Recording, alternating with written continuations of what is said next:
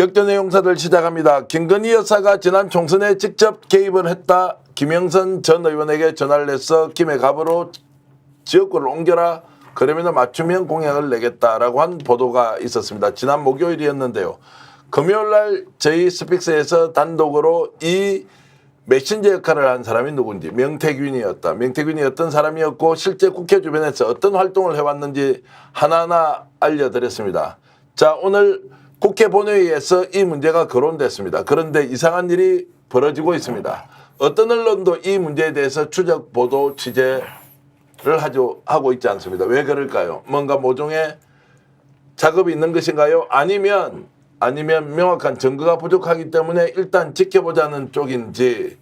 그러나 스픽스는 저희들이 추가로 취재한 내용을 가지고 이 문제가 실제로 이번 총선뿐만 아니라 2년 전 보궐선거 당시에 김건희 여사가 개입을 했다면 그 과정에서 김영선 의원에게 공천을 준 사람은 국민의힘 공관위가 아니라 누군가 외부에서 힘을 넣어서 했을 것이다. 그 메신저 역할을 했다는 것은 저희들이 밝혔던 명태균이 거의 확실하다.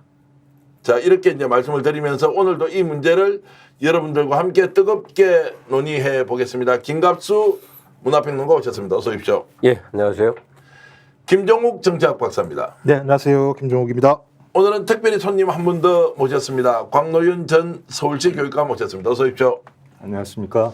조금 낯선 자리인데 정치평론 겸 그리고 지금 정치 현안에 대해서 말씀을 좀 잘 해주시기를 바라겠습니다. 네, 정말 낯선 자리긴 합니다. 네, 예. 김종욱 박사한테 바로 좀 여쭤보겠습니다. 갑자기요? 지난주에 자, 김건희 여사가 총선 개입을 했다. 그 과정에서 명태균이라는 사람이 메신저 역할을 했고 막강한 힘을 가지고 여의도를 좌지우지까지 했다. 이제 이런 이야기를 보고는 터지게 터졌다 이렇게 보셨는지요? 아니면 우리가 보지 못하는 이면의 어떤 사실을 좀 간파하고 계신가요? 제가 볼 때 뭐 김웅 전 의원이 한 얘기가 정확하다고 생각을 하고요. 그러니까 김웅 전 의원의 이야기는 국민의힘 내부에서 총선 과정에서 흘러다녔던 얘기들이고 그 얘기에 대해서 많은 사람들은 그랬을 거다.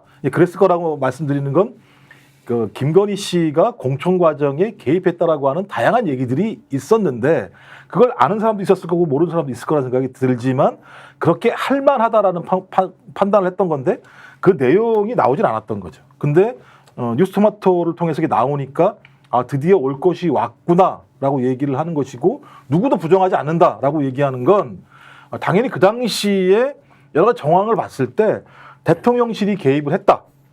근데 대통령실에 누가 개입을 했겠느냐? 대통령만 개입했겠는가? 아니다.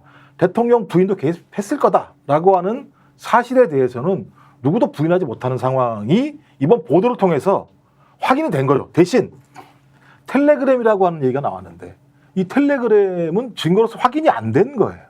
그러니까 많은 언론도 마찬가지입니다만 저는 가지고 있는 데는 그걸 내지 못하는 이유는 눈치를 전 지금 보고 있다고 생각이 들고요. 나머지 이걸 확보하지 못한 데 같은 경우는 저는 오히려 대통령실의 엄포에 좀 주눅이 들어있다. 왜냐하면 대통령실이 한 얘기가 있습니다. 그 공식적인 건데요. 텔레그램 얘기를 안 해요. 텔레그램이 있었는지 없었는지 얘기를 안 합니다. 딱 두 가지만 얘기합니다. 공천이 안 된 거 아니냐. 그다음에 두 번째의 내용은 당이 결정한 건데 우리한테 얘기하느냐. 이런 방식이거든요. 전 그래서 이건 일종의 좀 언론에 대한 엄포를 놨다고 생각이 들고 저는 분명히 가지고 있을 거라고 봐요.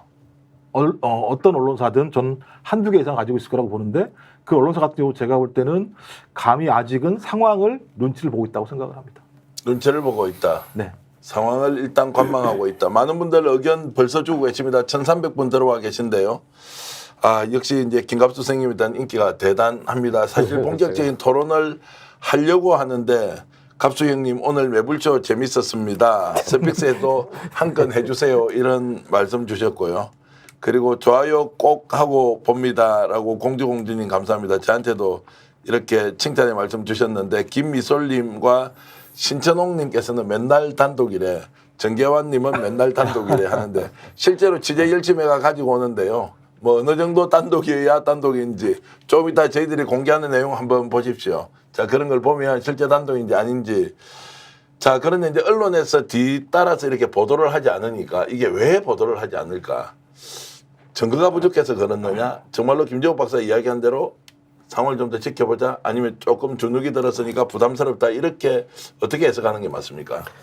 뭐 김종욱 박사가 저랑 뭐 같은 생각으로 이미 다 얘기하신 건데 윤석열 정부를 2년여 겪으면서 우리는 그 면역과 적응의 동물이 된 것 같아요. 아무리 놀라운 사건이 뻥뻥 터져도 그걸 처리하는 그들의 방식 아무도 책임지지 않고 뭉개면서 다른 또 새로운 사건으로 덮고 하는 것. 그러다 보니까 가령 다른 정권에서 청와대 뭐 그러니까 대통령 그 부인이 공천을 뒤에서 주물렀다 그러면 정말 경천동지할 일처럼 반응을 했을 텐데 다들 그냥 그러려으니 생각을 좀 하는 게 있는 것 같아요. 무슨 일이 벌어졌어도 이 정부는 다 그러려니 하는 게 있는 것 같고, 그리고 거기에 대해서 언론이 주목하지 않는다는 건요, 대중이 폭발적 반응을 안 보여서 그런 거거든요.